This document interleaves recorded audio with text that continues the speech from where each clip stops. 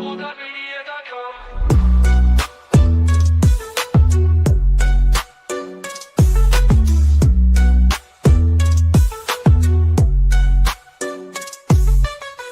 step forward is a new beat to your drum. Achieve success with global.media.com. Let's celebrate it with or without champagne or They are here. Hello. Right. Hello, everyone. Hey. Hello, everyone. Hello. Thank you. Welcome back to our Mentality Live edition. Today, we're talking about home ownership. We want to welcome everyone that's here. We do apologize for the late start due to unforeseen circumstances, but we made it. As our winning mentality is all about overcoming challenges. So we had a challenge today, but we're here and we are grateful. So we do have a special guest with us tonight. She's not only a friend of mine, but she's actually my realtor. With her education and training and experience, Vendela Bonner has proven herself to be an excellent realtor and team leader. She continuously delivers results that exceeds her clients' expectations.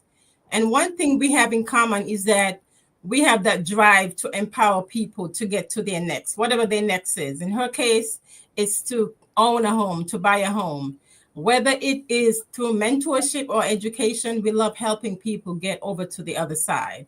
My husband and I met Vendela back in 2014 when we were tired of the renting thing. We were going from house to house. Well, actually from apartment to apartment, we were renting for a while. And then when we met Vendela, she helped us get through the process we actually rented a house that she had for rent for about 6 years after we met her. She made the process seamlessly easy, and she made us feel so good. After the 6 years, we knew it was time for us to buy our own home because Vendela gave us everything that we needed. She took us along the journey and she showed us what position we need to be in before we can actually be ready for home ownership. So I am happy that she's here with us. She can't stay on for very long tonight, but she's going to share with us some tips and some resources that we can use if any of us here listen tonight is currently on that path to home ownership, or if it is a desire of yours as it was mine. So Vendela, welcome. The floor is yours. Thank you. Oh my God. Thank you so much. Oh, wow. Oh, it was 6 years that you stayed in that rental property? It was 6 long years, yes. Wow. I had no idea, but it's good to know. Yes. After 6 years, I didn't lose a client. That's interesting.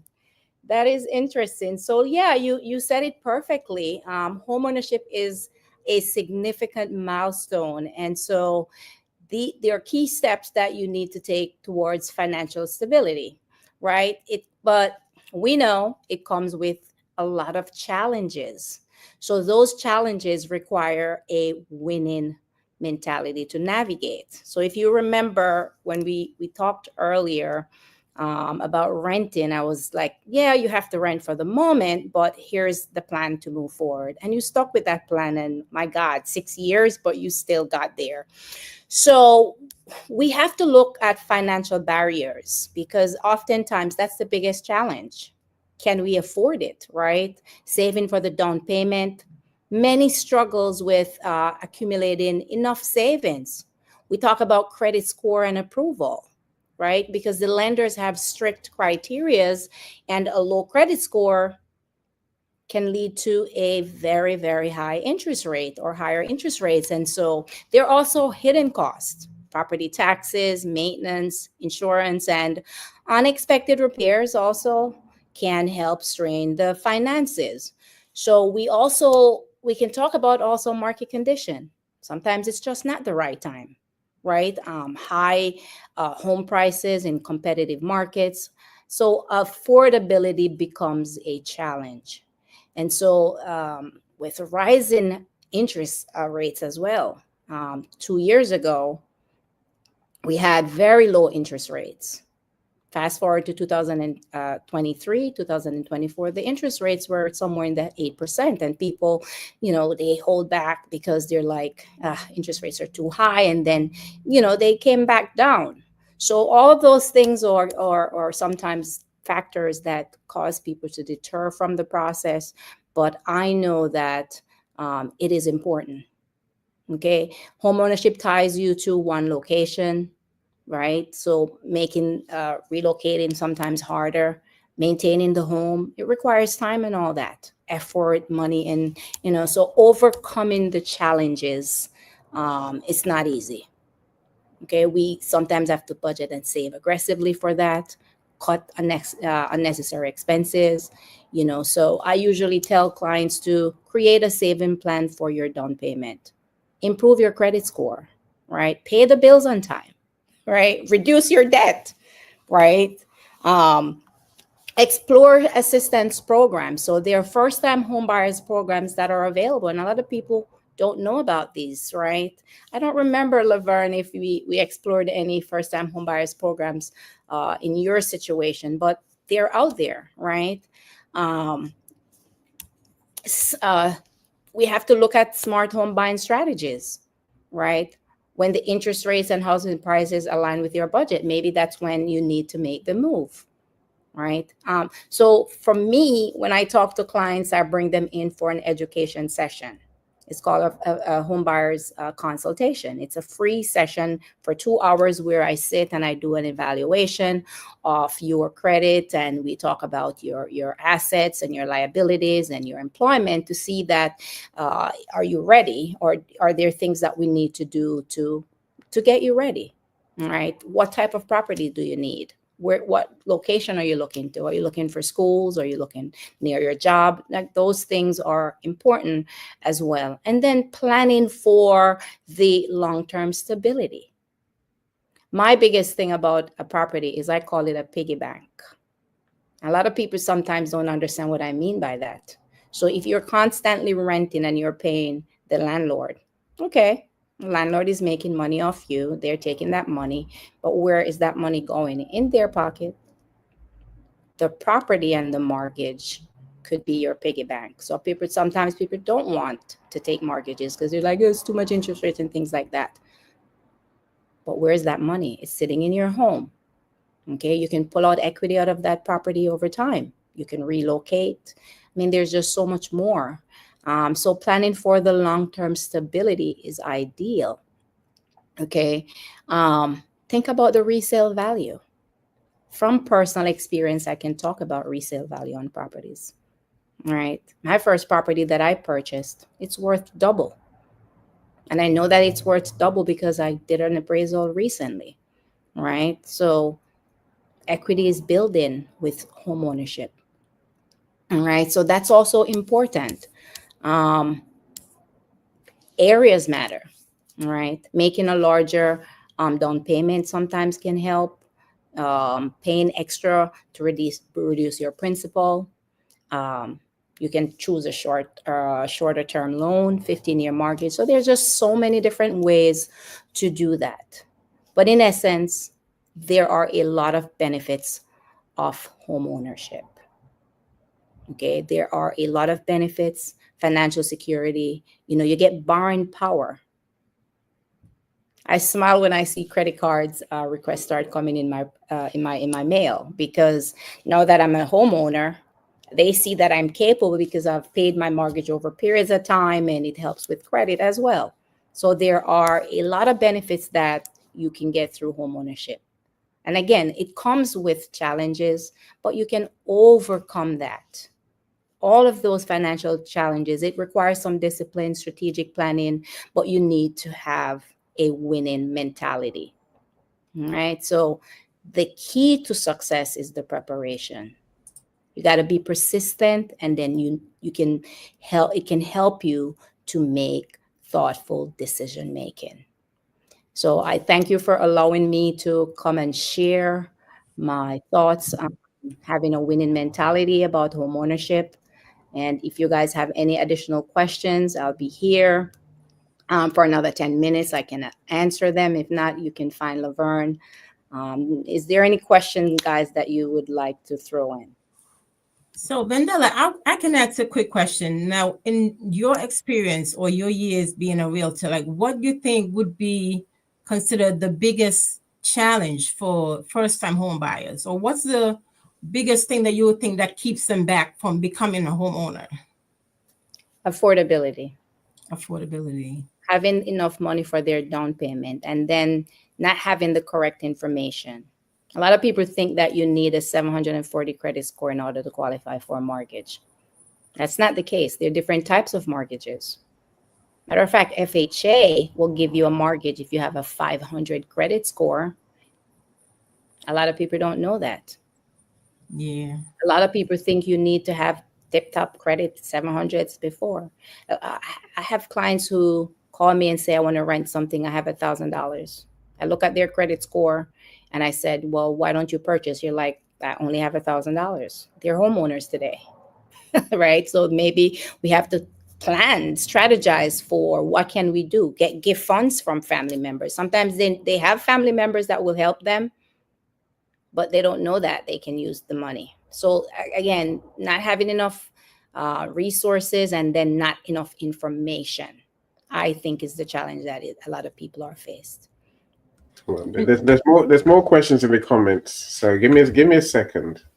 Michael, of course I see you, so I'm going to come to you first in 1 second. So Michelle, my favorite Michelles are here. That cheers me up.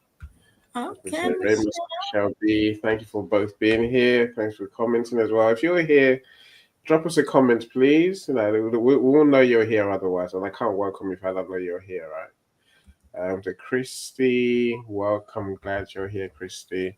So Michelle's got a good question. It says, what's the highest percentage to go with in terms of buying a property? You know, do you mean in terms of interest rates, or do you mean, I guess it must be interest rates, right? Right. So the interest rate is going to depend on one's credit. I can speak about this because I just passed my exam yesterday to be a loan originator. So yeah, I'm so excited about that. That's one more thing that I'm adding to my list of things to do. But there's different scores that triggers your interest rate. So obviously, the better your credit score is likely you will get to be more competitive in the rates that is offered to you. So it's not a one size fits all kind of deal when we talk about interest rate. Also, what's the going rate in the market, right? The interest rates go up and down depending on what the Fed decides to do. So it's kind of, it's a matter of looking at your situation individually and see where you're at, and have the lender process the application and look at your debt and your income to determine where you can be, the type of mortgage you'll qualify for, and things of that nature. It's not rocket science. Maybe not many people know, but those who know me know. Lisa, I see you're here as well. Do I see you in the comments? Yeah, my beloved Lisa, my favorite Lisa in the whole world. She's here as well. She talks menopause and holistic health and wellness. She's a genius. So welcome, Yeah. Lisa.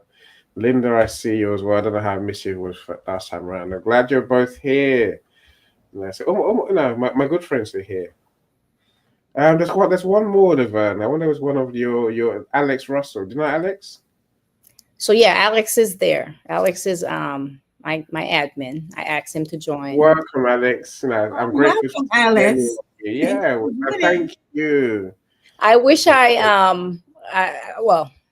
I just sent it to him later on, but I could have had more people join. So the next time you guys are doing something, if you would like me to share, I wasn't sure if you guys wanted me to share the link. I could have shared it on my Facebook or some of my other platforms to get some more viewers.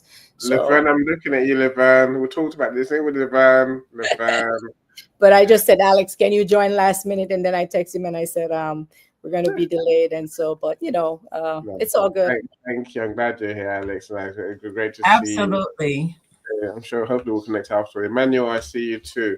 Vendela, my big question for you. I see a lot of people don't understand how property really works. I mean, you said it beautifully just now, right? The other part of the whole property challenge is people think, I don't want to be in debt. Okay. Right. Can you explain to them how having a mortgage is a good debt? I said it earlier. It's a piggy bank. Right. Every time you pay that mortgage, it's you're a bank. putting money in the bank. I agree. It's a piggy bank. I mean, it's kind of people think, okay, I'm getting in debt, I'm going to owe these people all this money. But think about that. You would not have had $250,000 cash right now. So someone is helping you, right, to get you part of that amount, depending on the type of loan you're getting. They're coming up with that money for you up front, and your property is appreciating over time. So all that money that you're paying into the mortgage is bringing you a return. So in the long run, we're not talking about short term tomorrow, right? But pay that money to the landlord and see what's going to happen. If that landlord sells that property, you got to pack your stuff and go. You ain't getting none of that money back. But if you are paying into the mortgage in 5-10 years, you're going to start seeing a return on your money, because as you're paying down that mortgage, your property value is increasing. Now you have equity. That's that money that you were saving. So, I mean, there's really no simpler way to put it other than to say, when you have that mortgage and you're paying into it, you're paying into a piggy bank. Let's talk about Laverne for a second. Have your property not appreciated since you purchased it, Laverne? Oh my gosh, yes, it has. You know what I always tell my clients, the ones that are on the fence and they don't want to buy? Sometimes I say, once you see the equity and how much money you have in there, refinance it and give me all of that money. Okay. Every time I see a new value, I'll be like, oh my gosh. Yeah, it just keeps going up. You're so right. Exactly. So there's your clear answer. I mean, I can talk about personally the properties that I own. My money. So can I. Exactly. And there you go. So I bought 1, I bought 2, I bought 3, I bought 4, I bought 5. There you go. That's how I made my money, and I paid for none of them. My tenants pay for all of them. Oh wow! There you go. There you go. Let's hear from Michael quickly. Michael, I'll give you one quick chance. If you got a question you want to ask Vendela, please feel free. Hi, Vendela. I'm particularly interested in finding out or knowing whether this, what you're talking about in terms of mortgages and et cetera, and the advantages. Does this apply to the whole entire wild world, or a specific niche like United States, England, Western Europe? Where this idea, where does it apply, and where can someone take advantage of such a thing? For instance, my interest is in Africa, and I'm wondering, well, are there any opportunities that you're speaking of that will apply in Africa or not? That's one question. And then the other would be, what is the most convenient, what do you call it? I mean, if anyone wants to borrow money from the United States and purchase a house in an international location, can they do that? All right. So question number one. Great questions, by the way. So I'm particularly talking about Pennsylvania, New Jersey, Delaware, because these are the states that I'm currently licensed in, right? So I can speak on those terms. As far as overseas, I'm not so sure, right? That information, we can do research on that to figure that out. But there are a lot of foreign investors in this country, all right? So you can invest in countries that allow you to do that, and America is one of those countries that allow you to do investment. So you can invest here as well. So we can talk more. I have to run, but we can talk more about that offline. If you have any questions surrounding that, we can definitely get together and phone call, Zoom or something. We can discuss further about that, but it is possible. So you're talking about a bank. Basically, you invest in America or in the United Kingdom, and that house that you got in there is just going to be a bank with tenants in there paying for it. And equity rises and et cetera, et cetera, et cetera. And you can refinance against your equity and use it, basically like, to finance any other projects that you've got going on in the rest of the world. So it's your personal bank, so to speak. Correct. That's exactly what I'm saying. I call it that, a piggy bank, right? Okay. Right. So, all right. Michael, as Alex says, it applies in Jamaica as well. I think the simple way that I would explain it is to say you need to have a property market that's stable and sustainable for property investment to work. That's the truth of it. And many African countries, The principle works, but the market's not there. There's no in England. I can guarantee you, if I buy a property today, there's going to be equity rising every day from now on. Are you with me? I can't guarantee the same thing in Nigeria or in Uganda because ultimately that's the market. But that's my area. Those are my areas of interest. Vendela has to go. I can't keep her in a hard stop. She said so. Hard stop to hard stop, right? Like, look, I have to run, guys. I thank you so much for bringing me on to speak about that. And Laverne knows how to find me. If you have any further questions, I'll be more than happy to chime in. Thank you, Vendela. And I did drop Vendela's LinkedIn in the comments, so we can also reach you through there too. Thank you, guys. Share your profile, and then hopefully people will connect with you and then arrange conversations with you. Thank you. It's Mandela, right? Vendela Bonner. Vendela. Oh, yes. We'll share the link with you, Michael. Just do connect with her and have a conversation. Anyway, she has to go. So she really has to go. And so because another thing that she does outside, she does a real estate class on Thursday evenings at 7 too. So all that information, if you connect with her, she'll be able to share that if that is something that you're interested in taking as well. She help people train and do the educational part for being salespeople or real estate as well. So she's a big source of information for anyone interested in any part of real estate. Okay, thank you very much. She's mega qualified as well. How many accreditations has she got? She has quite a few. She has quite a few. I lost count, Annie. I lost count. And she just said she just did another one again. So, yeah.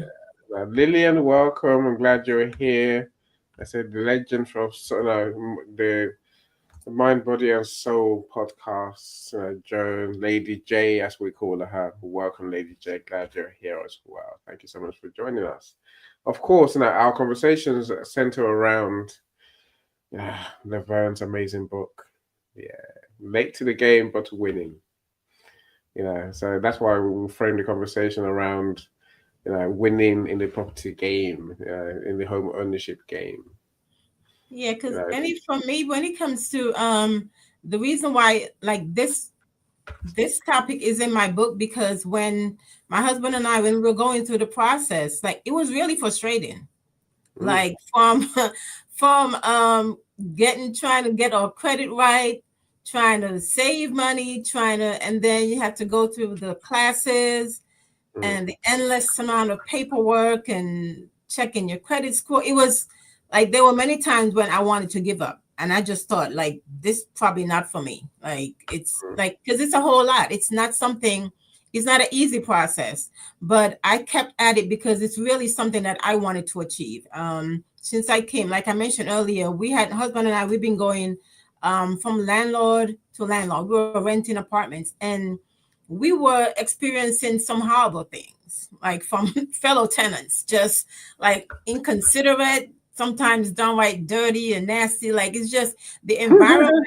The environment was just not conducive to what the kind of life I wanted to live. So I knew I wanted a house, and so we started the process. We gave up on it one time. We put it to the side because we weren't in the right place. And so with Vendela's help, she guided us as to getting our credit score right. And it's not just, I have a credit score of 700. Something else goes with it. Like, it goes hand in hand. You could have the right credit score, but you don't have any savings. So we were focused on getting some savings, but then hubby and I, our credit scores were horrible. We had to pay off a lot of debt. We had to go in actually a debt consolidation program at one time. I'm not recommending that for anybody. It's not an across the board program. Like, it fits some people, and for us that worked. But we had to do a lot of things, and then come up with the down payment costs. And then even after we thought we had it all together and we started going out, we got pre-qualified by the bank for a mortgage that we could afford, or one that we wanted to afford, because we wanted to stay within a range and we wanted to stay within a particular neighborhood. And then once we got pre-qualified and we started going out looking at houses, that was another thing. It was like some of the houses, like, you don't want to settle. Because that's one thing. Buying a home is a big, big investment. It's not something where you could just oh, I changed my mind tomorrow. And so that was one of the concerns for me too, is want to make sure. And Vendela went out with us from time to time. She made herself available. We went out multiple trips looking at houses.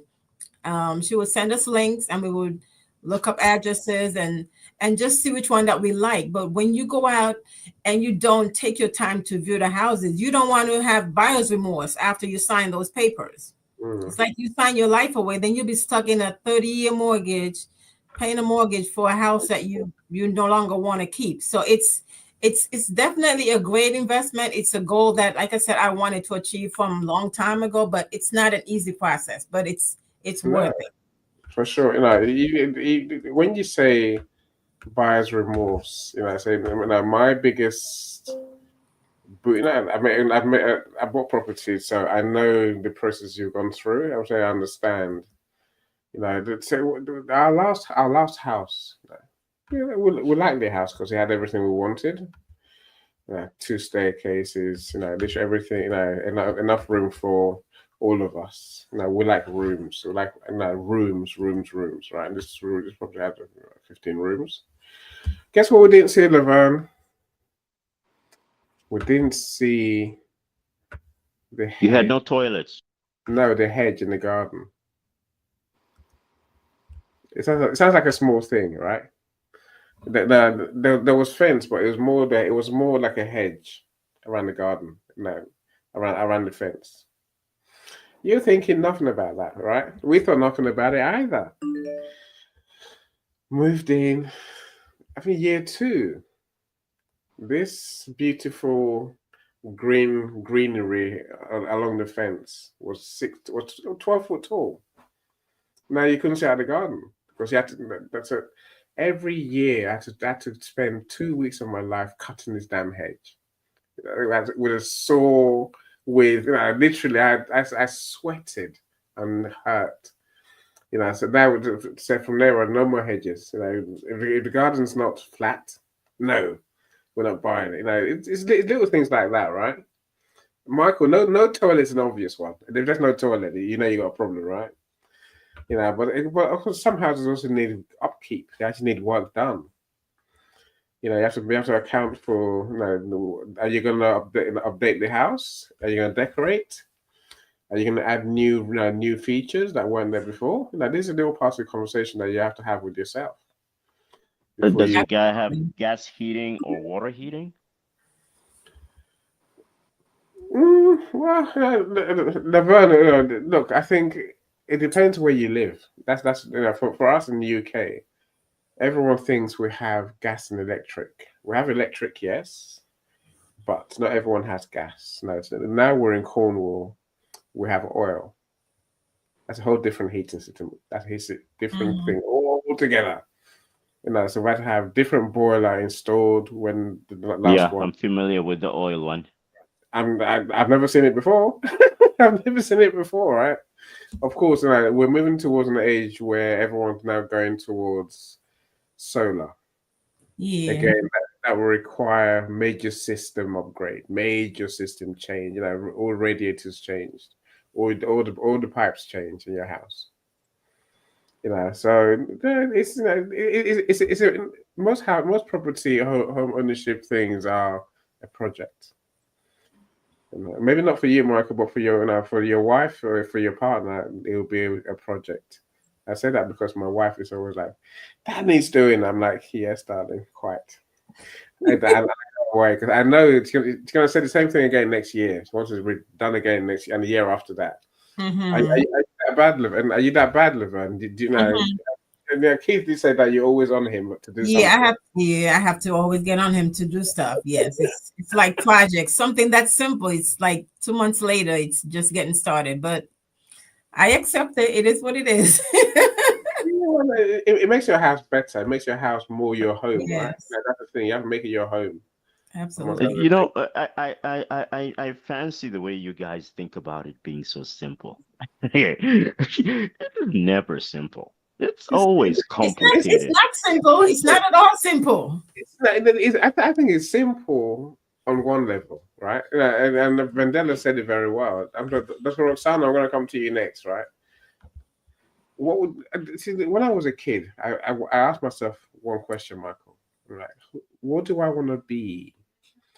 The landlord or the tenant? My answer was quite simple. I must be the landlord. I must. That's why I bought houses.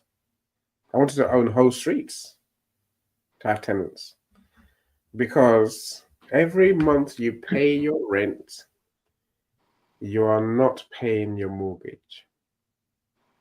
It means every month you pay your rent, you're paying my mortgage. Yay. Winner, right? Winner. And I can buy more houses to have more people paying the mortgage. And I don't pay for my houses. Tenants do, like I said earlier. So it's very simple. Get yourself a broker like Vendela and work out, how do I buy a house? No matter how small, no matter how, even house share. There's many different options. There's many options. There's house share. There's part ownerships.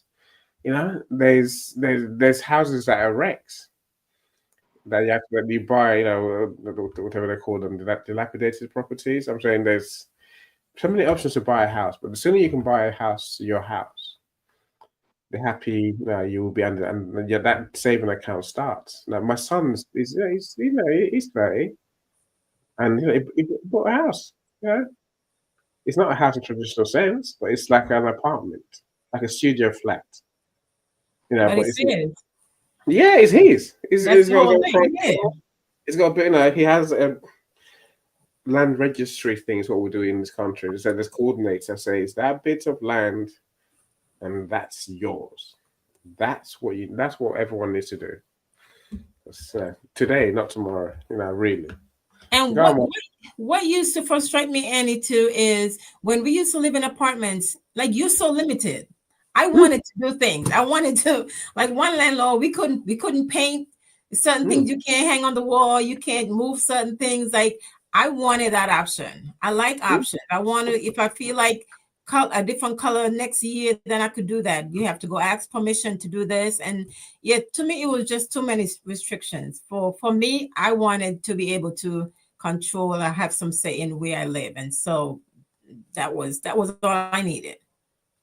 Yeah, that makes perfect sense. I don't know what's gone wrong. I said that makes perfect sense Well, to me. I tell you Go. what, Annie, you make it sound like being a kingpin is just heaven. Wow. I mean, the way you explained it. Yeah, I'd like to just come to you and just listen to you about sell me the idea of buying a house, please, Annie. And I want to hear you all the time. I don't know if I need to sell it to you. Listen to what Vern said. It's challenging. Again, where do I go when I'm not here? I'm normally decorating a property, Michael, or evicting a tenant, taking them to court, or paying my rent because my tenant hasn't paid. I'm saying fixing something. I'm saying home ownership comes with responsibility. That asset is not going to appreciate if you don't invest in that asset. If you don't fix it up, if you don't spend money to stop the roof leaking, keep the kitchen intact, keep the kitchen cupboards still working. I'm saying you're gonna have a disaster on your hands. So Wow. I spent 20 years decorating every house with my bare hands. Every year. Not every year I go and decorate it, but every year I decorate at least one house. For 20 years. That's how I can make the money from it. So do you do any calculation ahead of time as to, okay, this is how much I'm spending, this is the amount of time I'm putting into it, blah, blah, blah, blah, and then you add it up to the cost of the rent and etc. Do you do that? In truth, no. Because the income must exceed the outgoing, and it does at best of times. And don't forget, the income is partly also the equity. Thank you. The income is also the equity. You already pre-calculated, and once that was done, you don't even do it again. It's just automatic. Yeah. Until there comes a day when the wife says to you, "We're losing money," and you're like, "Ah." And then you might do the calculation, but no, but the accountant does the calculations every year. But, again, in the UK, you have to pay if you own more than one property, you have to pay tax on your income. And then they change the rules, so you have to pay tax on your income, and they're not going to take away the expenses, so you only pay tax on profits. Which is why people like me said, we're not going to be landlords anymore. We're going to sell our houses and take out money. Yay. That's where we are, Michael. Let's hear from Dr. Roxana. You've been quiet for too long, Dr. Roxana. How are you doing? I'm good. Okay, let me see if can you hear me? We can hear you loud and clear. Welcome, Dr. Okay. Roxana. Okay, how are you doing? I have a question though before I start. When we bought our house, it was actually it was in 1999. But I'm asking. Suppose I need to get another house. Will I be able to put both of them in one LLC and in a trust? The first question is, can I put two houses in one LLC and both of them in a trust? Answer is yes, you can. Of course you can. Okay. All right. Right. Look, there's, you're asking a good question, which is, how do you own multiple properties? Right? Okay. How do you own properties full stop? One way to own properties is to start a company that owns the properties, right? Okay. Because then that absorbs you. It helps you avoid being the one responsible. The company is responsible, right? Okay. But of course, in terms of you're subject to more business rules if you think about it. I'm not sure I got. Can you say that again? I'm Right. sorry. You're subject to more rules here in this country. Okay. If your property is owned by your company, Okay. then there's rules that govern how that works, right? Whereas the other way is just own the properties as you. You're responsible. It's in your name. You can have as many properties as you like. Okay. So I think if the company owns their properties, I think you might pay less tax. So that is why I'm asking. You're paying corporation tax. You're paying you're gonna have to face capital gains tax eventually when you sell up, if you ever do. Okay. The question is, suppose I want to, when I'm going to file my tax, is it better to leave the house in my personal tax or my business tax? Which one? Either way, you're gonna pay the tax anyway. That's right. I know, but which one saves me much more money? Which one is You're better? gonna have to talk to Vendela. You're gonna have to talk to a finance expert. In the UK, we didn't want. I think it cost £70,000 to turn our properties into a company. Okay, you have to pay to do that. Yes. Yeah, so there are some terms I don't know, so that's why I have to make sure that it's not going to cost me more to. Okay. Talk to the right. See, Vendela, people like her are worth their weight in gold. As you well know, Dr. Roxana, your financial advisor is your best friend. It's your greatest friend. It's the best person that you're ever going to have in your life. Okay. Yes. Mine are, they're like brothers. They're like fathers to me. Really, I say that I don't do anything without them. So I wouldn't be where I am without my financial advisors. Because they know what is what, right? Okay. You know, so let's say you didn't put your assets into a property, into a business, then the taxman will expect you to pay tax based on your rental income versus your expenses for maintenance. The profits you make, you're gonna pay tax on. Right. That tax, I'm sure in the UK, it's US and UK is the same. It depends on how much money you earn, my friend. Mhm. Are you a low rate taxpayer, middle rate taxpayer, or high rate taxpayer? If you are one of those, whichever one of those you are, will determine how much tax you have to pay. High rate taxpayer pays high rate tax Mhm. I on know. all that income or all Okay. that profits that you make. The expert will tell you how to save your money. I know what I just said, right? Yeah. You know, your financial advisor. No, they're worth their waiting. The good ones are worth their waiting gold, Okay.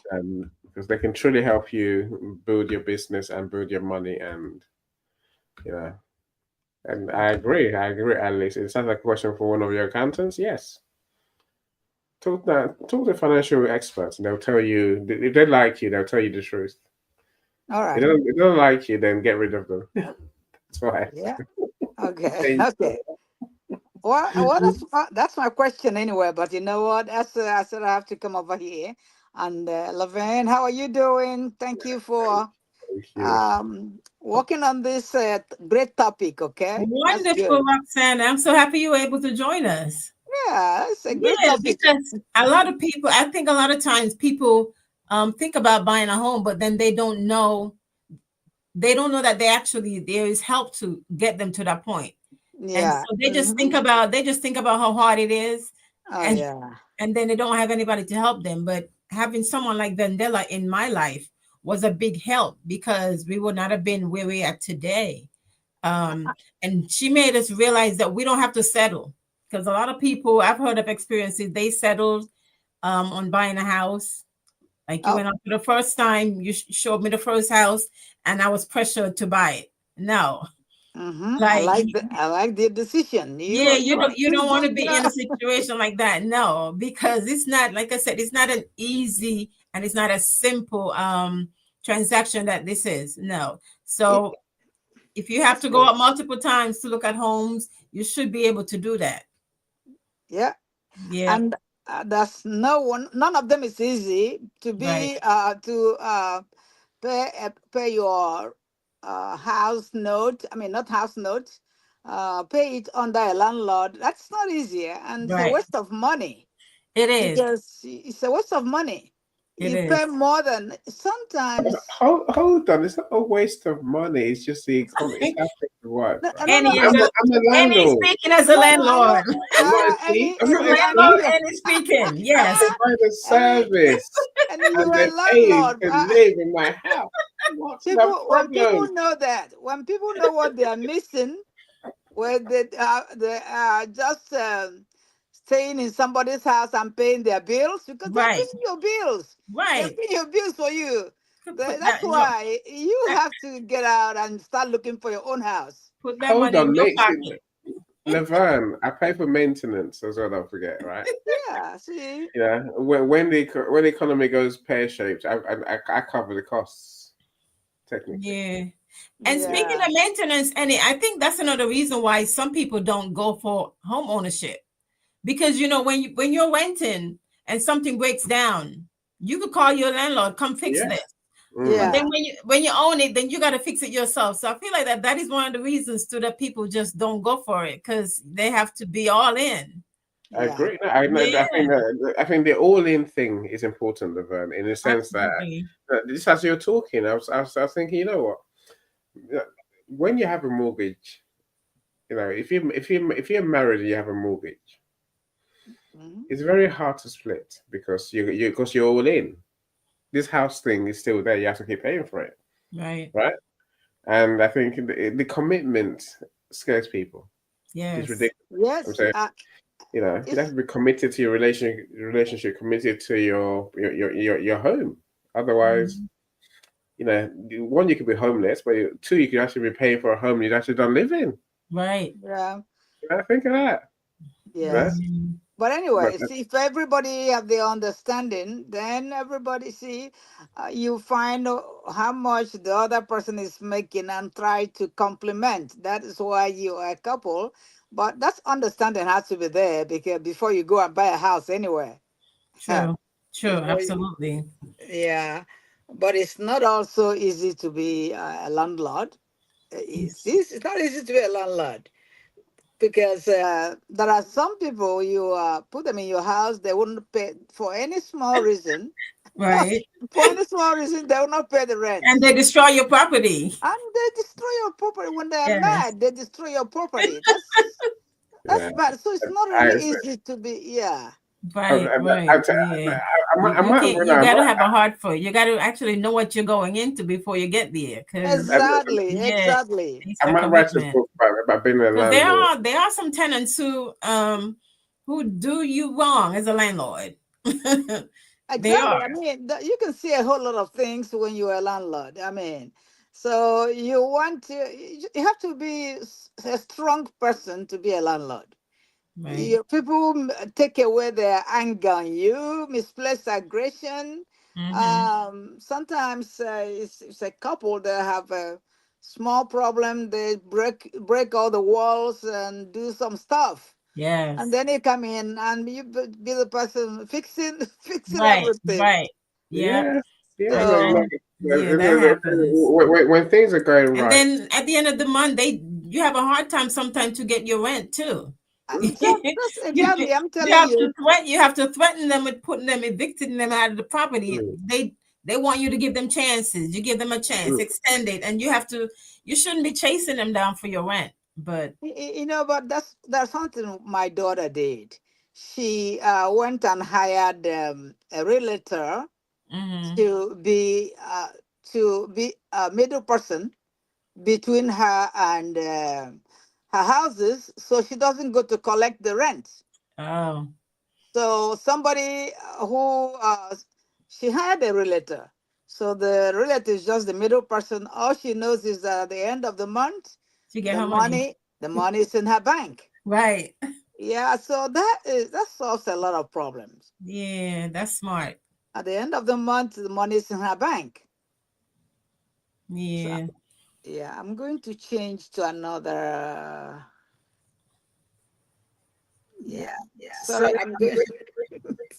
Now you're gonna be hearing an echo, Roxanne. Yeah, yeah, that's why I'm I'm getting getting out of out the of phone. it. One is not working. Okay. Okay, I love the background too. Thank you. The other one is a cell phone, so it's not Right. working. And what I I'm get saying is it. that getting a middleman is very good. Getting a middleman to mediate between you and your tenants is very, Yeah. very good. Yeah, sometimes Because you have to. Mm-hmm. maybe you have to pay them, but that saves you some headache, It's worth it. a lot of headache. Yeah. So Absolutely. it's really good too. So, Annie, I said that my daughter mm, got a realtor to be the middleman mm. between her and her tenants. So all she knows is at the end of the month, the mediator, the realtor, will go and collect the money from the houses and then put Yeah, in her bank. All she knows is she will mm. see the money in her bank. Yeah. But But sometimes the agents can be the landlord, so to speak. No, yeah, they handle the maintenance, they handle the issues. oh yeah, Right, like my tenants son don't does call that. me. You know, My you son fix a does that. problem. My daughter doesn't. So they say right. So there's two options even in your family. I'm saying people have to know that each one has implications, right? I Right. know. See the If you if you want to run around the country like me, look, I've had you agents. can handle it. The problem with Handle it. agents, the problem with agents is that they come with their crew. They got their own. They got the gas man, their electrician. You admit their trades, we call them. Yeah, And some of them charge an arm and a leg. I can do it cheaper. I can do it for free myself, right? And I yeah, got friends who will do it for more reasonably. But you have to have that must be a reason why you want to do that. My daughter is a travel nurse. She's actually in where is she now? I can't even remember where she is now, but Oregon. She's in Oregon. She moved from North Carolina to Oregon, so she it's not near enough, and she can't actually do it. That's why she hired a realtor to do the job, the dirty job, but she's paying them so that she can go ahead and travel. So I hear you. Look, so Can you hear me? yeah, I can hear you. What are the rules around? What are the rules for tenants? Do you know, Levan? Do you know what are the rules around property ownership, renting, and how long do you have to be there before they can evict you legally through the courts? Oh, that I'm not sure really. So that means I know they have to. I don't know if it's 30 days, but I know they definitely have to give you advance notice. I don't know if it's. I would say 30 days, but it could be more. I'm not sure. and then I see you two on Judge Judy, right? Right. Yes. Yeah, Yes. that would depend on the state and their regulations. But typically, yeah, 30 days to 90 days, you can be there on the property, and then the owner has to give you notification for at least 30 days prior, so that you can find some other location to rent or to locate to. So that's typically the case Wow. in the United States, as I understand it. I do not know what it's like in the United Kingdom or Here other you have places. to give them 3 months notice to leave, Oh wow, that's a lot and of then time. if they don't leave, then you can apply to the courts. But here the courts take a year and a half to actually to give you a date for anything, unless you're part of the rich people and the powerful who the taxman, in other words, they can get court hearings tomorrow if they wanted to. I'm saying, no, us landlords, we have to wait forever. I'm waiting for 2 tenants now to be evicted. So one of them I waited 18 months. Oh wow. Meanwhile, you're losing money. You're losing money. You're losing rent that they're not paying. Right. That's what I was going to ask you. So you're not getting any kind of payment during that time? Mm-hmm. Look, Yeah. And you're still expected to pay the bank? of course, you have to pay your mortgage. Of course you do. Yeah. It's serious business because no, Yeah. you don't want to default on your mortgage payment. Right. You really don't. You don't want to say sorry, I couldn't pay this month. You just pay. You have to find the money. But like I say, those are exceptions. Mm-hmm. On the whole, when things are going well, you are making money. Again, what do you do with the money you make? The profits you make in 1 month. Do you spend it on good food and good drink, or do you put it away? Are you with me? It's a business. No, I assume that you reinvest it, and that's what I'm thinking, so that it can make more No, money. but even then, without cash flow, you're ruined. No business survives without cash flow. Even a landlord needs to have cash flow. You need money to fix stuff, to do stuff, to pay stuff.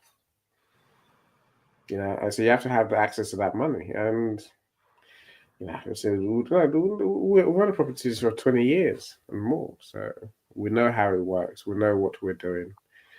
And you also have to have the right people in place. So you have to have the trades we mentioned earlier: electrician, the gas person, the builder, and the solicitor, which my sister is. Thank goodness. Of course, the accountant who does the books every year. It's a business, but the one you live in, Laverne, you can't really sell it, can you? Because you have to live. Yeah, you need somewhere to live. Correct. Correct. It's all right saying the assets, the appreciation of the value, but you can't really do much with it. That's why we say you're asset rich, cash poor. Right. We have made some additions to it, like since we've moved in, like we've put in new windows and new floors and stuff like that. So of course that allows for the value to increase even more. But We're here for a little bit. We do have an intention of somewhere along the line to possibly purchase something else and maybe rent something out. But I just love, like I said, I love when I have options. I don't like when I'm stuck and I can't do anything with it. So that was the whole point behind owning a home. Michael, you're on camera now. Yeah, that's good. Yeah, I just thought I might join you guys and not be a a stick in the mud. Oh, No, that's good. yeah. It's always good to see your face. Hmm. Awesome. Let me say, So Oh, Eddie, thank you. I'll show my welcome, Lady face even K. more often. there you go. We welcome it anytime. Welcome, Lady K. Annie's frozen. No, I'm not frozen. So Roxana, have you ever had the experience I'm of not being a frozen. landlord? I'm not frozen. I'm Oh, still here. Oh no, but my children are my 30 years old daughter and my 40-something-year-old son. They're landlord.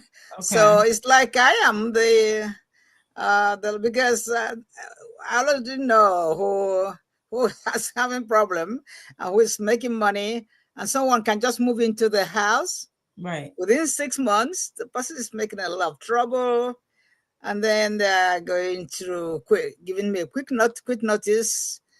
And the girl that is in Oregon can't.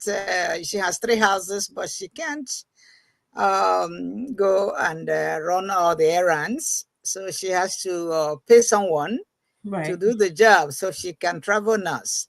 So I hear all the news. I actually want to get You get the inside scoop. I'm a landlady, but for the house I live in, but I need maybe some more. Yeah. So as So you're a homeowner, Dr. Roxana, oh yes? No? sure, a house is actually paid off. Yes. Good for That's you. why I told you. When we were Let, living let, let, let, somewhere. let, let's let's talk about that. Let's talk about your journey to paying it off. Lady K, I Oh, say when I welcome again. I'm glad you're here. Thank you for joining us. Lady K is the other half of the Mind, Body, and Soul podcast. So Lady J. And the writing magazine about wellness and healthy eating. So do connect with her and go along to. They've got a show every Sunday night. Michelle and I are normally in the background listening intently on Facebook, on YouTube. Yeah, they're amazing people. Do connect with them. Hi, Michelle. For all day. I got and again, Michelle I mentioned Lady J and Lady K because I think we need we always need access to a bigger audience, and these two have a huge global. They've got a radio station that they're affiliated to. So Laverne Bayesian Radio, I think it's called. Oh, Bayesian Radio? Are they Yeah, connected to Barbados? it's not just be connected. The Bayesian Radio are the sponsors. It's on. They got the show on Bayesian Radio. Okay. Right. So you two authors, talk to them and go on the show. Go on, find your how you can enrich our mind, body, and soul. Yeah. Absolutely. So Absolutely. Lady J, you have two potential guests, right?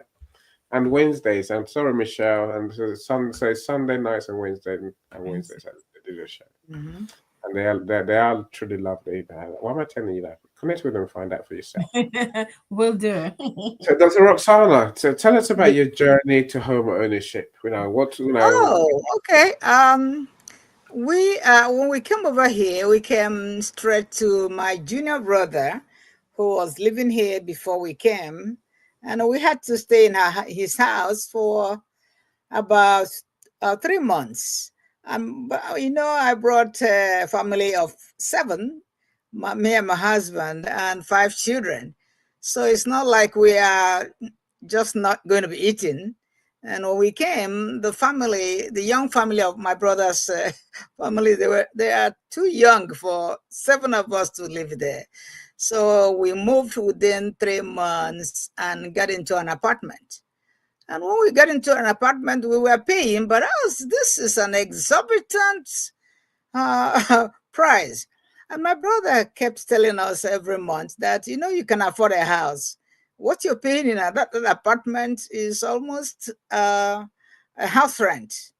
And we paid that.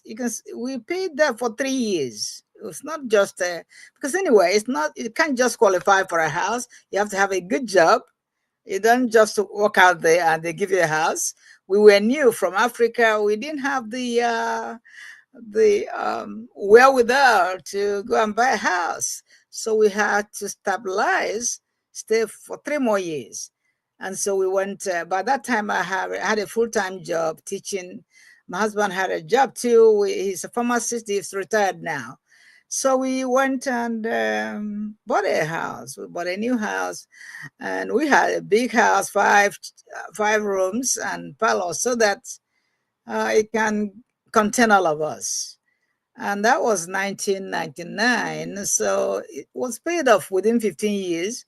We worked so hard and paid it off within 15 years. It was a 30-year mortgage, but you know what? We worked so hard. You know what? When something like that is in your cart, that ball in our cart, we wanted to kick it.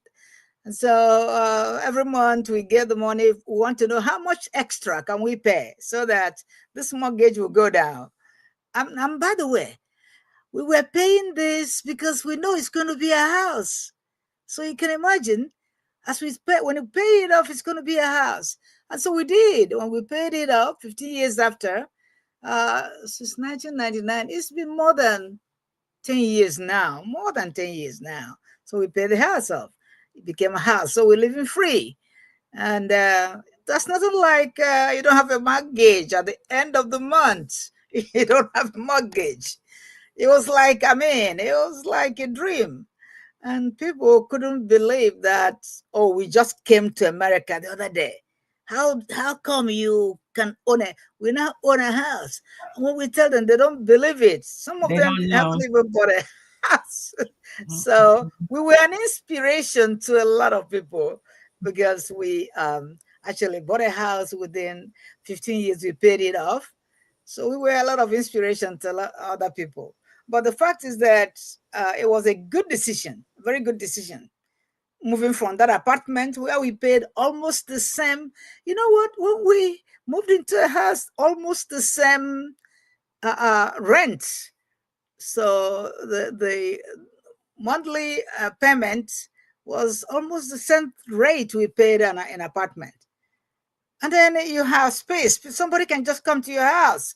It's not like when you're having a party, you go and take permission from and then sometimes somebody knocks on your door and warns you that you cannot park there. But nobody came to warn us since we moved into our own house. It became a property. That's nothing as good as that. So if you can afford it, go get a house. But I know it's not easy though. I think I think you said if you can afford it, right?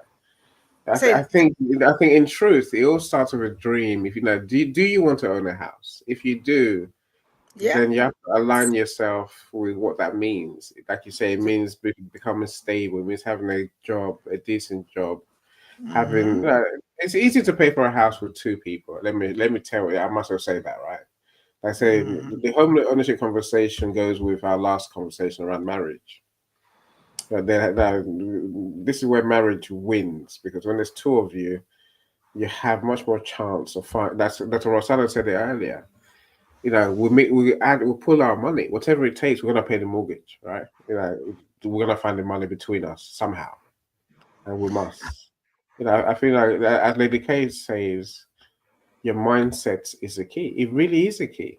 Exactly. If you yourself, I can't afford it, you're never going to afford it. But if you say, like you just said, Dr. Roxana, it's a no-brainer. You pay the same in a mortgage as you do in rent. Imagine that. And you know what? When whoever makes more money has to pay the bill, it doesn't matter who it is, whether you're the woman or the man. Right. Well, I don't know how that's do it, but I don't want that shame that my house is being foreclosed. So we want to know what is it going to take for us to make sure we pay our bill. So we have to make sure we count that and keep it somewhere before something else, whatever we have to talk about. But it was paid off, and we were so happy. What an achievement! Yeah, that's liberating. Yes. Yeah, you're free. Yes. I'm looking forward to that feeling, Roxana. What kind of freedom? You see, you never know that kind of freedom. See, you go to the backyard, it is yours. I mean, you can just. I know. So and my husband talks about that all the time. He's always trying to, let's think about another way to pay this mortgage off. That's all that he talks about. Like, just paying it off now. Just be done with it.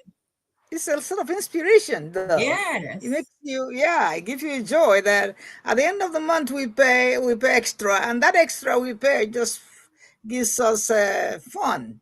Mm-hmm. We could pick up some extra jobs anywhere. We were not that young then. When I came here, I was 40.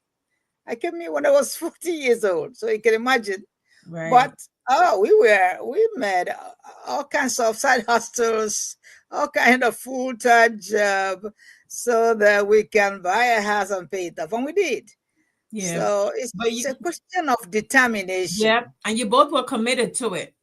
Oh yeah, Like Annie said, when both of you are committed, the same goal, you work toward the same goal. It's easier. Yes. It's not just on one person. Yes. Yeah. That's what it is. You gotta be committed to do something. Determination. Yeah. This is what we plan to do, no matter what the obstacles are. Yes. You want to navigate all those obstacles and go ahead and do what you got to do. Find a way. Yes. Yeah, for sure. Mindset. Yes.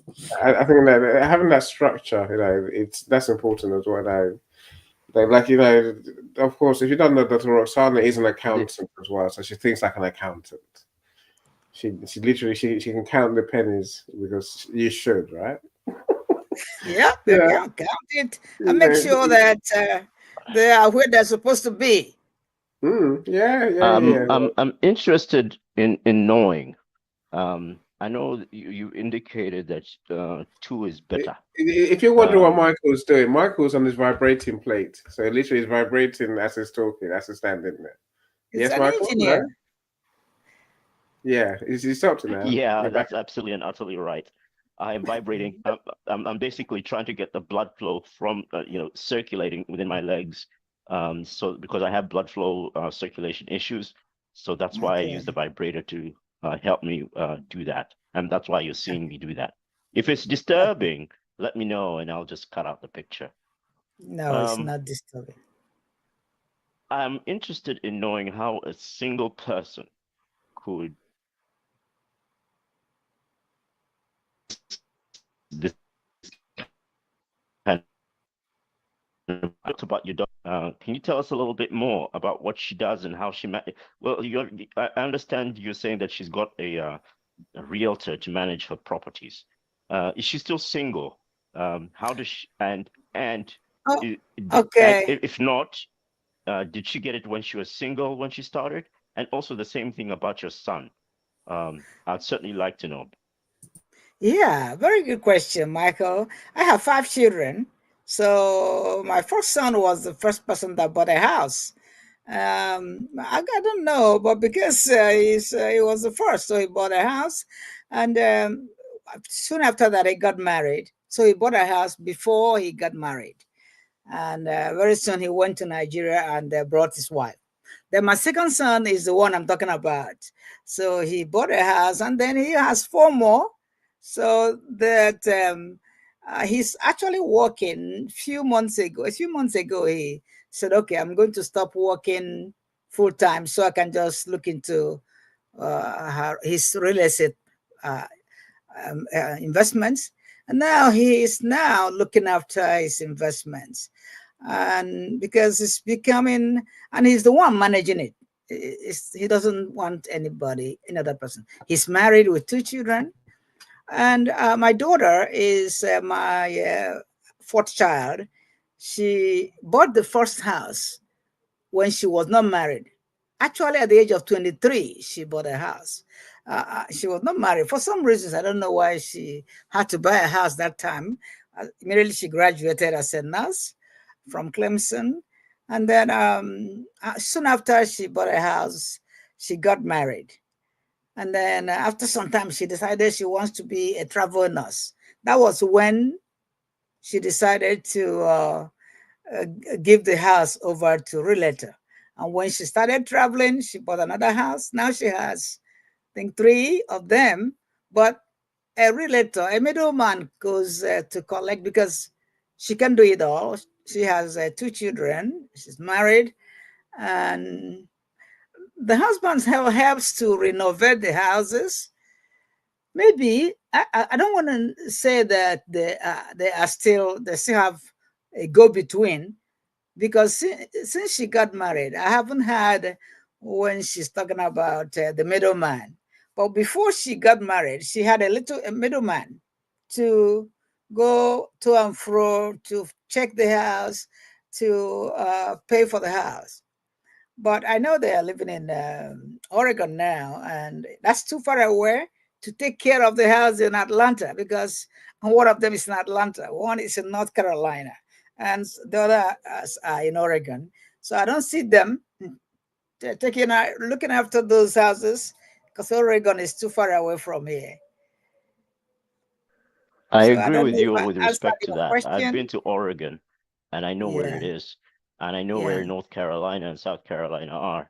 You're talking Okay. about East Coast versus West Coast, and having to commute from one end Oh yeah, to the next. that's too. That's a lot. On top of That's that, a if you've lot, got 2 kids and and then go to you're work, and working then go full to time, work, you go and to then work, work. you're working full time. Those Uh-huh. children need what do you call it? Oh, They need the father and the mother to be around yeah. to So grow up. you, Uh, it's It's going to not be it's not extremely just tough. commute. It's not just commute, Michael. I think when you have property far away, you need people there. Laverne knows if Laverne has a leak, she knows who to call. She has a friend local exactly. to call, right? We all do. You know to call. You soon find out to call in your place, Michael. But if you have a house across the country, property across the country, you don't know anyone. You don't know who to trust, because anyone you call, they might say yes, they might say no, they might charge you what they want to charge you, and then suddenly, you're making a loss. But Yeah. it's having a network of people that you need to make a property work that we all try and build. Local is much better, because worst case, I can't do it myself. But when I moved to Cornwall across the country, I had to get agents for all my houses, because maybe 2 I didn't get agents for. My sister's near one of them, so she looks after that one. I'm saying that's how we did it, because that's what Rosanna keeps saying. You have to pay the agent. Oh yeah. You have to Each pay them. time you have a leak, your rental income for that month goes down. Yeah. Down.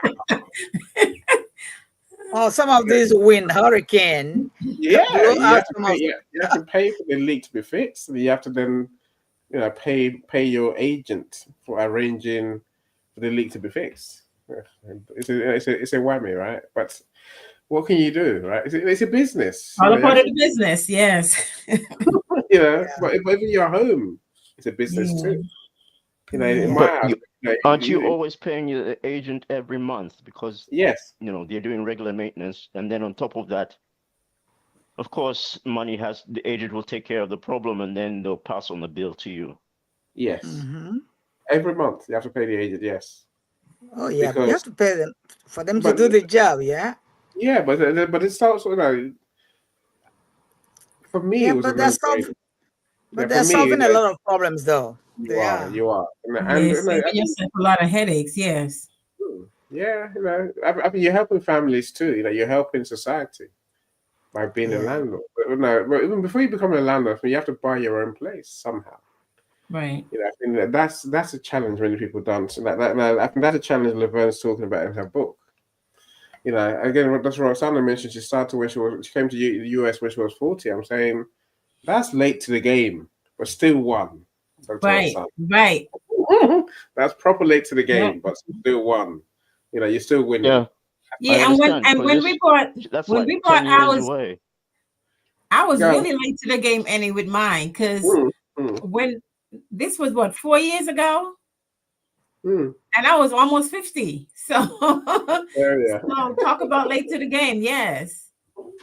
I was late to game too. I was late to the game, but I'm still winning. You're Yes, right. we're winning. Absolutely. I am We're late to the winning. game, but I'm I winning. Yeah. suppose that And there's no such enjoying the thing as late to benefits the of game, is winning. there? Yes. Oh yeah. Oh Go, yeah. go, Michael. Go, Michael. Sorry, you're trying to go. I suppose there's no such thing as late to the game. And it's just a matter of you having your mindset set and properly, and definitely getting all your stuff in Ooh. order. We Correct. like that, Vern. We like Your that, time, right? your frame time is your time. Yes. But that's just what it seemed. It seemed like we were late to the game. But in Yeah. essence, we weren't really late. That was just our time. Yeah. Yeah. Absolutely. That was a good point, Michael. Well, you guys made it well worth it. You were saying it, and I was just listening.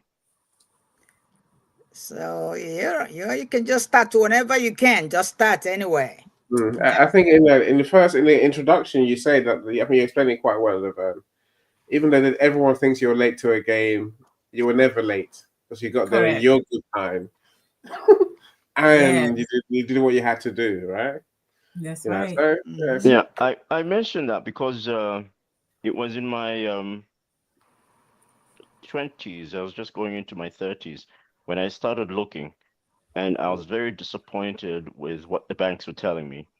And I just shut down and I said, no, I'm not going to buy a house. I'm just going to rent, and just kept on moving on with that.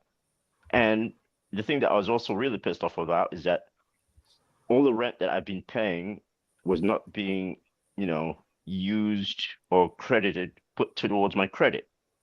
It's kind of like you pay rent and you pay rent and you pay rent, and it's not going to credit. There's no benefit, it seems like. But at the same time, they're making it extraordinarily hard for you to get your.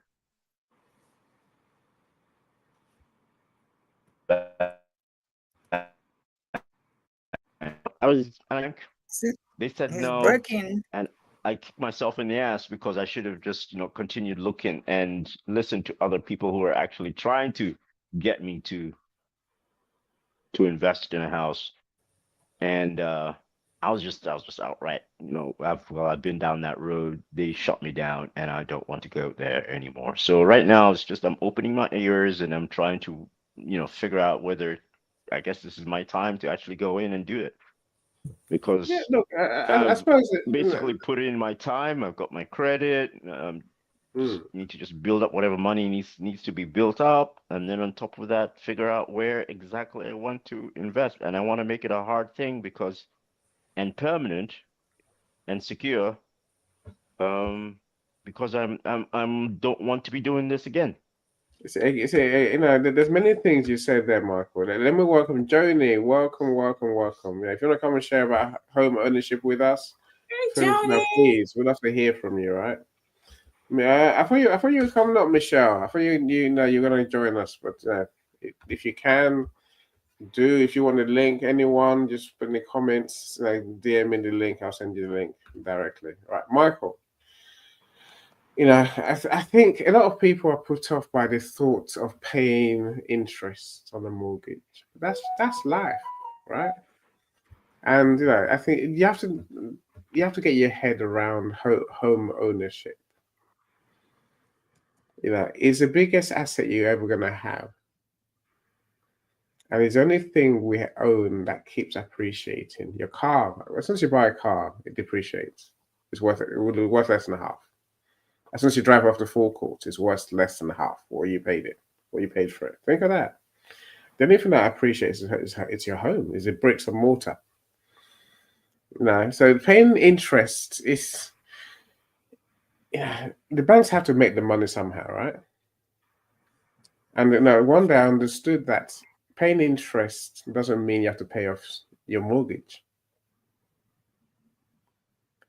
More importantly, I could take money out of house number 1 to buy house number 2. Yeah. And do it again and again and again. Now you're a millionaire before you even realize. Which has its own drawbacks, because when the tax man comes later on, it's like, look how much money you've made. We want the tax, and it's like, oh, damn. But I think you're thinking about permanence, Michael.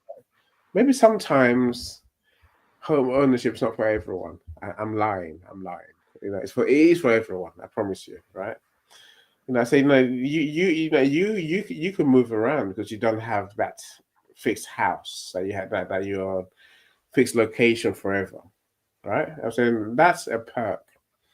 But one day you're gonna have to play this home ownership game. Otherwise, you're gonna pay rent forever, and all the money you paid is gonna be to someone else. Right? That's what we're saying. Yeah, and that's definitely what towards my at the end of the years. That's not what I want. I want to be paying for I want my house to be paid for, wherever I'm living to be paid for and done, and have my little garden or farm and do my farming, sustain myself, etc., etc. But and that means that I must have ownership of that property, or I must have ownership. Yeah, I must have ownership of that property. There's no other way around it at all.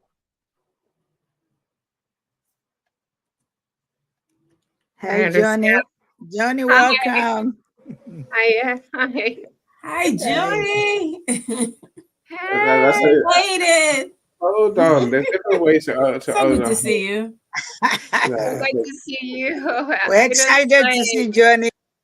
Can randomly you acknowledge was Michelle's like, can comments, you check my please? email quick? And then I got Eddie's message. I was like, oh my gosh, how fun that I get to see all you lovely human beings.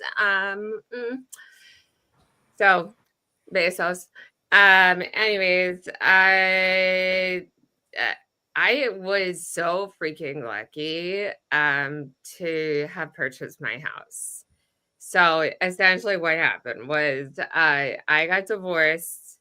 I couldn't afford my actual beautiful home. And so I found the best school district in the Chicagoland area.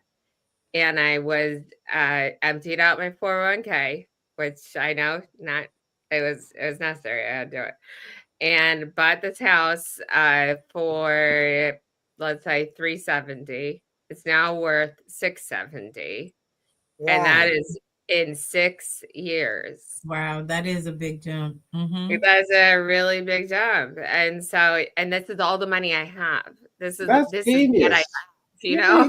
Right, you don't right. need that's what we're talking about, Michael. Literally, Yeah, I see the big advantage right there. Like I do That's not make money. have credit card 100% debt. I have profit. nothing. But Hmm. this is what I have.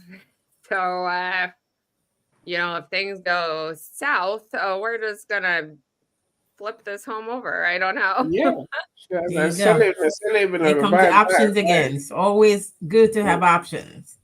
Yeah, Yes, home ownership does give you a lot of those options. So yeah, So you don't feel like you're ever stuck. There's nothing else you can do. And because it is your own. It is my own. Yes. And I wallpaper every room the way I want it. There you go. I plant all the flowers in my garden myself, and Yes. I have all of my kids' heights on the board over there, and it's home for me, and it's just mine. I own it, just me. So it feels really I feel really proud of it. Yes. Yes. And so you certainly should. it is just a home, my kids are It's a home. It's your home. So you turn it into your home. So look, so I just want to draw attention to Michelle's. And by the way, I got a porch swing on my porch. Okay, this took 2 years of different people trying to get in this weird part of my attic to get it on a beam, and I was up in the attic. It took forever, and now I have a porch swing on my front porch where I can just have a glass of wine and chill. Awesome. Absolutely love it. Yes. Mine is in my backyard. Yes. Vern, I think I like Michelle's way of doing it. So there's many options that we have. That's the thing, right? So I should say it's rather not own the home she lives in. She'd rather rent out the one that she rather rent the one she lives in and lease and rent out the one that she owns. So again, literally, you can make choices, right? Definitely. When you own property, if you can make, that can be the vehicle, because of course what that's bringing in rent. Yeah, and that's helping your credit, which is Yeah. what you're just talking about, because you're paying your mortgage on time. Right. I mean, I rented out a home I owned in Chicago for a long time, and it was a nightmare. It was a straight nightmare. Every year, someone was leaving that home.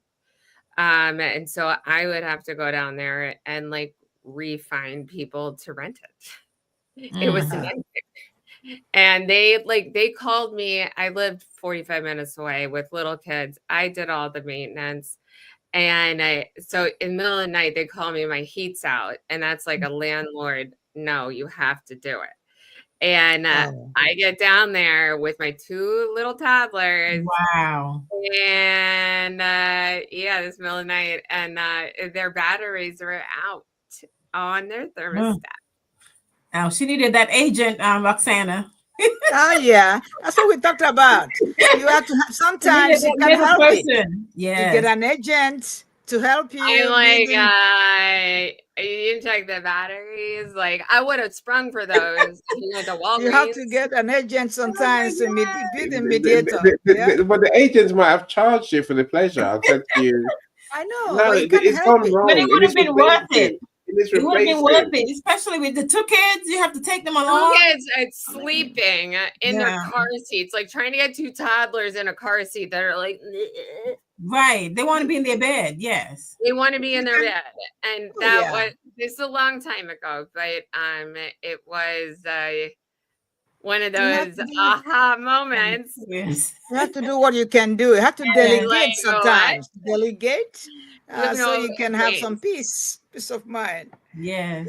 Yeah. It seems like it's okay. Some people were never taught that thermostats have batteries.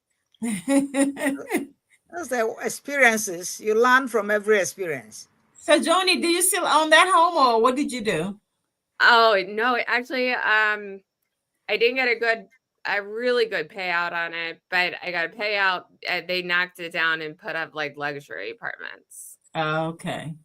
But it was good that you didn't have to deal with any money at all. We got money, and then we moved to a home in the north side of Chicago, and then I got divorced, and then moved to the west side of Chicago. So but I just feel proud that I own my house by myself, and I've done so much freaking work to it. Like I drywalled the basement. I like put in different plumbing. I'm pretty boss like that, An excitement to own your own home. Yeah.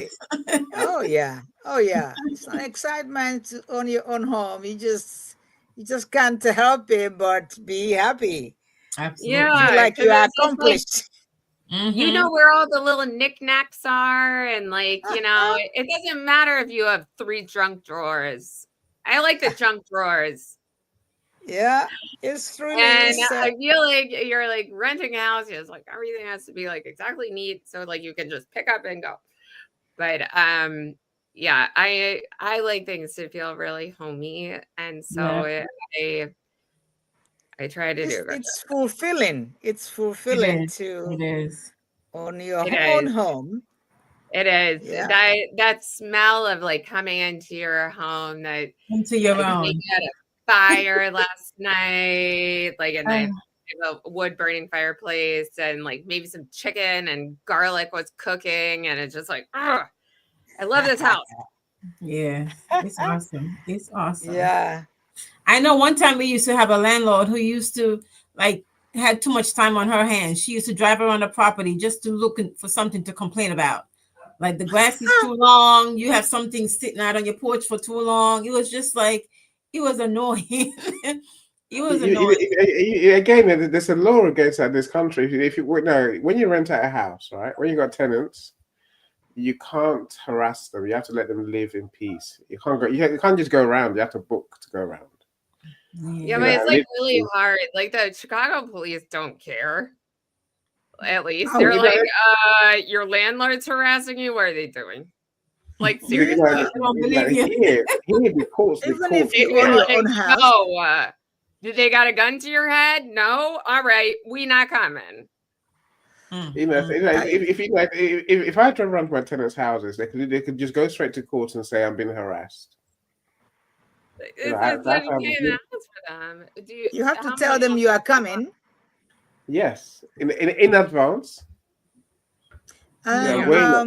We would just get a text and say, "Oh, we drove by yesterday and we saw this." Or, you can't do it. Really, that's what we had to deal with. Annie, that's But do you know that even if you own your own home, there is also a homeowners association, HOA. Do you know that? So it depends on where you own your own home. They still come to supervise and find out which part of the estate is not keeping their homes in order. Right. So I don't know if you have that. We do have it here. So in your own estate, there are some people who are called homeowners association. Right. So they work for the estate, and they're still supervised though. So here we have two types. There's people who work the representatives, the tenants rep. That's what they are really. That's what it should be. But like I said, they end up working for the estate, for the owners, for the management company. Mm-hmm. You know, so they're not always. That sounds like a switching bait. They're not on your side. The other thing we have people who rattle curtains. They shake curtains. We call them neighborhood watch. They're there to help the police. And when they see things going on in the neighborhood, they report it to the police. And it could be you that they reported to the police. They don't like what you do. Wow. It can be fun. And look, my friends, I've been up since morning, and Annie doesn't like being up since morning, right? And the first is my nightmare. I know you've had a long day, Annie. I know. So look, I suppose the one thing I was my question to you before we go, my friends. Thank you so much, everyone that's turned up. Everyone that's on stage, especially everyone that shared Vendela as well. I will say a big thank you to her. Right now, what's your one tip for people who are not homeowners yet? I'll let all of you have one go. So I would say, Annie, if anyone is listening and desire to be a homeowner, just do your research. Do your research, and don't be discouraged if what you think. When you think that you're already ready and you're actually not, it's okay. As long as you get help and someone to guide you through the process, it'll be worth it. It's not a greater feeling than this, I don't think. Yeah, for sure. We'll take that. Thank you so much. Dr. Roxana, what's your one tip for people? I want to tell the person who wants to own a home but is still working on it. It is better you own your own home, but you can start small depending on what you can start working on your credit history, start working on your the money, because I know that you have to have the down payment depending on the area you are. But it's important when you own the home, you see it's liberating. It's just like you feel so happy that you accomplished that. When you're paying someone as a tenant, well, you don't own anything, because any day you want to leave, you carry your bag and just go empty-handed. But if you own a home, you're paying down your house. At the end of maybe 30 years, 15 years, it becomes yours. You don't even know. I mean, it's a piggy bank. Someone said it's a piggy bank. Within a short time, you look at it and say, look at what your mortgage or the savings from your mortgage, you see that you have accomplished a lot. So you start working on it, owning your own home. start working on it, savings towards owning your own home. That's what I can tell someone who is planning to buy a house. I say thank you for that for sure. Again, as you're talking, I'm thinking just to own real piece of land. That's magic, right? Think about it, really. Just to truly own a part of your world, a physical part. And when they go and look anywhere, in the UK, it's called land registry, and they will say, right, this coordinates this size, this exact plot belongs to that person. That's magical. Of course, when you create a home on top of it, that's even better, right? They're thinking that our kids' memories are built on where they live, where they grow up. Oh yeah, yes. So, it's all of that. So I hear you, Michael. I'm coming to you next. I guess I know you know home, but from what you've taken away from today, what is your main? What's your main learning today? What's your main points that you want to leave us with that you've learned today? Well, from what I've learned, it's kind of like buy early. It's the earlier the better. But do not rush, because owning a home in the perfect place, location, is very important. You have to take a lot of things into consideration: water damage, maintenance, fires,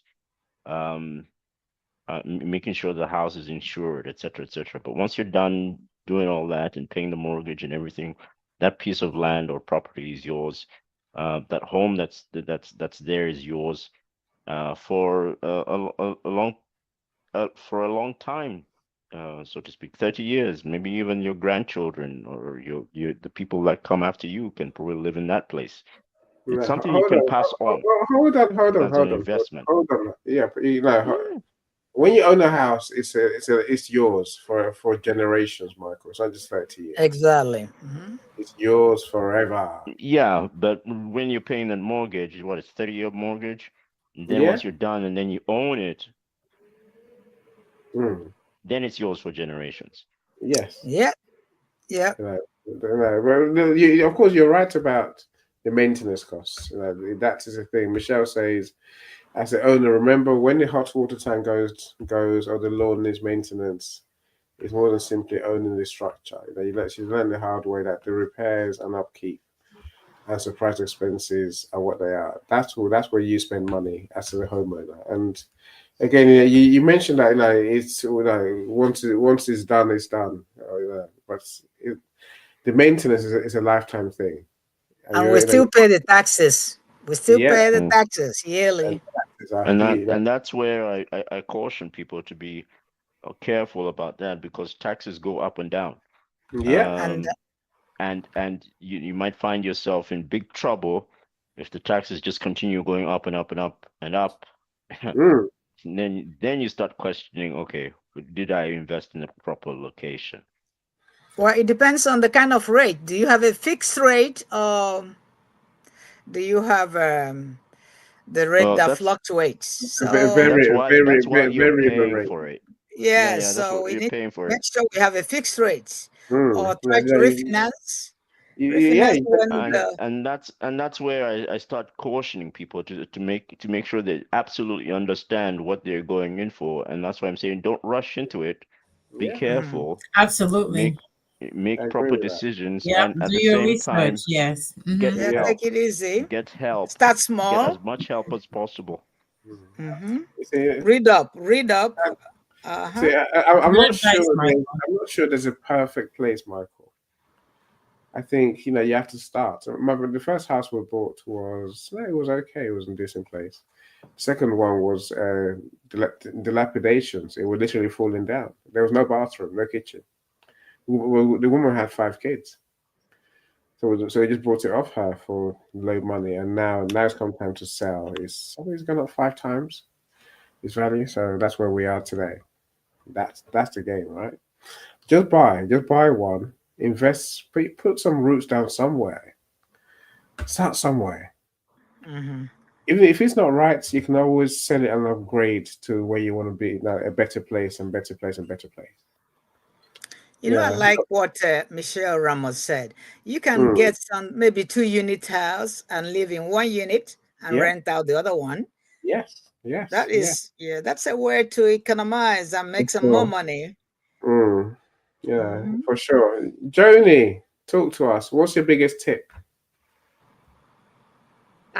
Okay, so biggest tip is when you get a mortgage, get a fixed rate and get it when the interest rates are low, because that is can kill you in those payments.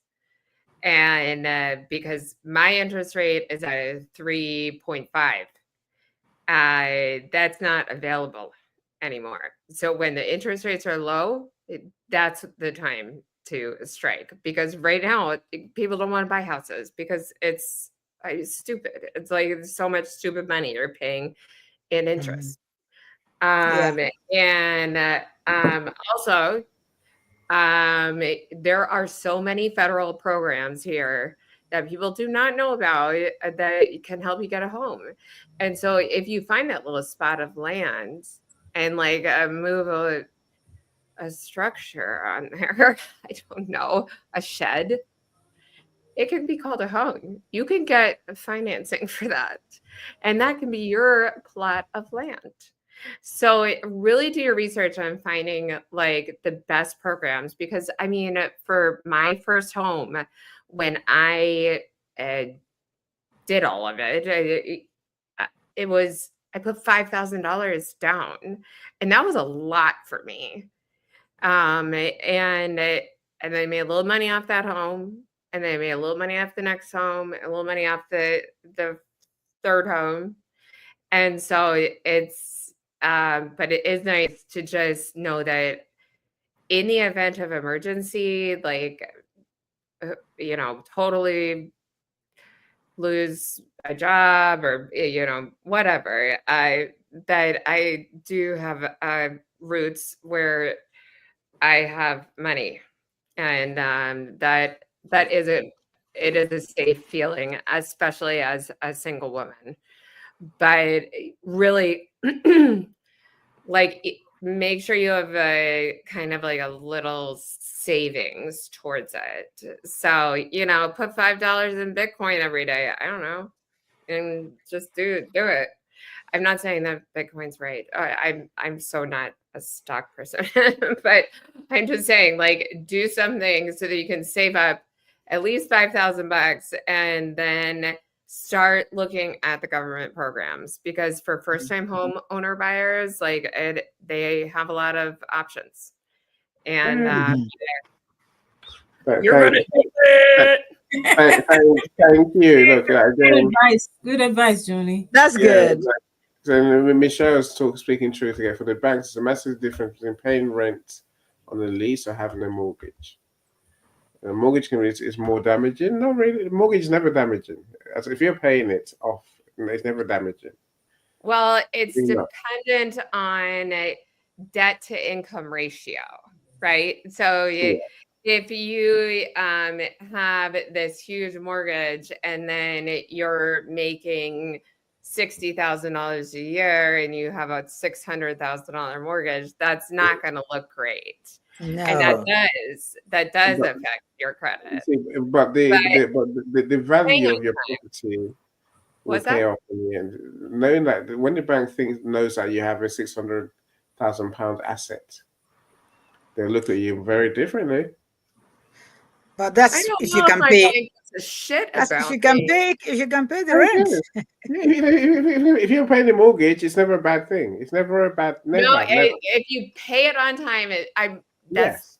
that's fine, but it is debt to income. So get a place that you can at least afford. Affordable. I agree. Right. I totally do, yes. You don't want to be agree. struggling paying for your mortgage and then you can't pay for it in foreclosure and all that stuff. You don't want to get there. Foreclosure is never Foreclosure an option. Yeah, Bring that RV on a piece of land. Do it. Yeah. Yeah, hubby thinks about that too. That's structural. Yeah, you Well, can no, get an RV. Nail it down into the ground, and you're like, "It's my buy the house now." land. Buy the land. Right. Yeah, Yep, I don't know well, about it's RV. usually if for the government programs you need a structure, but I think there's so many workarounds. So be a little like thrifty. You see, I think no. Look, here's my big tip for anyone who cares to listen to me. We are listening, Annie. I said, like, look, buy that garage. Don't buy a flat. An apartment. It's not your land. Think about it. A flat. We call them flats here, right? If you own an apartment in a block, the landlord, someone owns the land underneath that apartment. It's not you. Right. So always invest in land with coordinates that are yours, right? Really, that's my. And if you buy a flat, you end up paying ground rent in the UK. Yeah, you end up paying the landlord every year because you're on their land. Right. No, I've never bought a flat. No, I've never bought houses because I like to. No, I like corner houses as well. Corner plots because you have a big garden and you can do you got stuff. Always buy a house. That's my number one tip to everyone. But as Joni said, even if that's a garage, buy the garage. No, and turn it into small to start, and then you can get bigger. But I mean, honestly, I don't want to overwhelm yourself. It's make sure you can pay for that car note and whatever. And also your lawyer to get your property taxes down lower because there's a reason why we have 6 topics in the Vern's book. Because I think as Joni, as you're saying, right? I didn't hear what you said. I didn't say. I said like what you're saying is simply what we believe, which is get your life in order. Play the right games, the games of life. They're in this book, right? Yeah. And homelessness is one of them. Marriage is another one. I'm saying all the things we talked about. Parenthood is another one, right? Yeah. Play the game seriously. Take your life seriously because your time is going. Guys, if you're 43 like me and don't have your shit together, that's okay too. That's okay. I'll still be your friend. I'm okay with you not having your shit together. Okay. But you can play, get this book when the time comes. You just have to stay in the game, Joni. Yeah. You just have to stay in the game. Just hang in there. Don't give up. Not giving up. Play the game. Play the right games. Just do your best. Just do your best. Yeah. Right. Sometimes you cannot. Sometimes you can't be in the game when you are not safe. Just one goal. It doesn't have to overwhelm you. Like if you're really want to have a child, like you focus on that, like to figure out how to save for a home and a child, like that's a lot. Yep, you go at your own pace, Joni. Everybody's race is different, so you go at your own pace. Run your way. As long as you keep it moving, it's not about the speed. My you just say we're like, yo, I gotta get a job, I gotta get a house, I gotta get a baby. No, you don't want to get overwhelmed. No, not at all. Don't have to be overwhelmed with all those things so you can do them. 40s, I do not give a shit. I'm like, I own my house, I have my dogs, I have my kids, and that's about how I feel right now. Like I know how to cook. So Michelle, you got a revelation, huh? You don't get the land and the apartment sits on it. Yeah, that's well, that's what I think Annie said that, but no, you don't. No, that's I mean, when I owned apartments, no. You had to pay for like the building, but no. We couldn't just like blow up the building and just like sit on our land. I know that's a ridiculous thing to say. You have to I know what you mean, Joni. I know what you mean. Yeah, it's impossible. You cannot all own the land. The landlord, the owner owns the land. You own the building. Dead right. That's exactly Joni.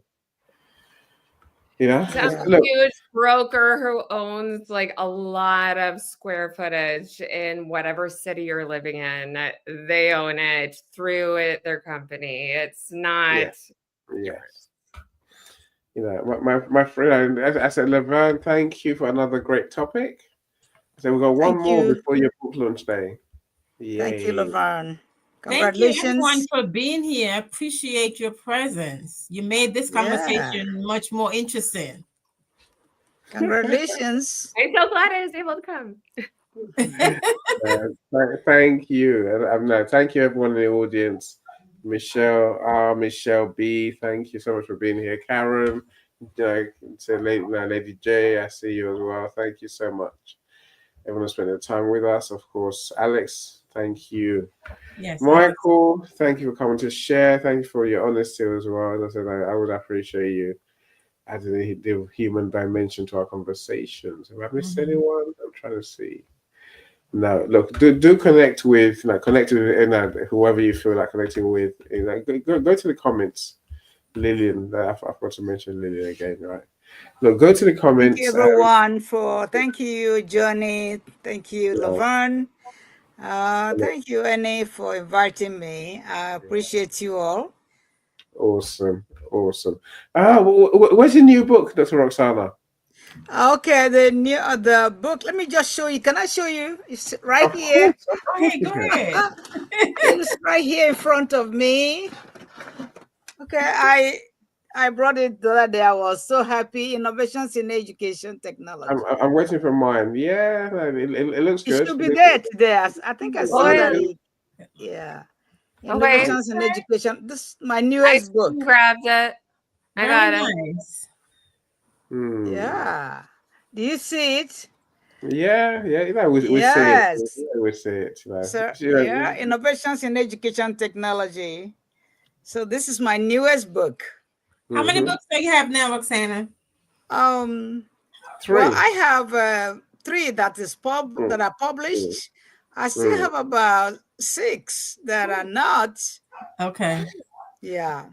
And one anthology, 2 of Dr. Roxana's books. They're the one about building family wealth, and this one's about technology. Next one is about the one I'm working on now is about passive income. Passive income, yes. Wonderful. 55 ways to build passive income. Yeah. And make money while you sleep. That's right. The idea. That's the goal. I did want to that is the goal. Yeah. Go, Joni. I just want to tell Michael, it's just not too late. It's not too late. You can figure it out, and don't feel down on yourself because it didn't happen earlier. Because gosh, we all have had frustrating moments, and you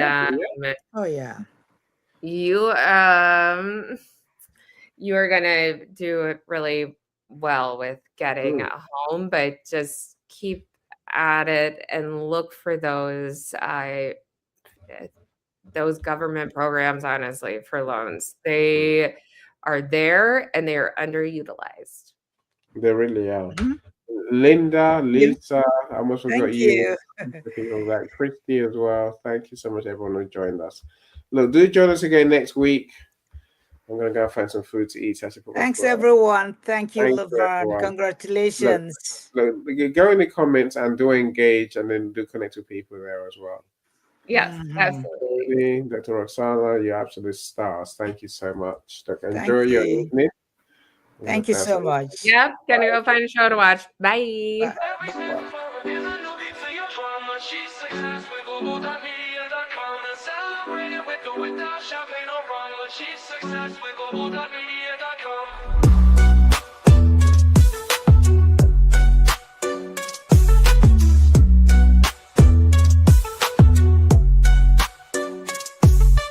Every step forward is a new beat to your drum.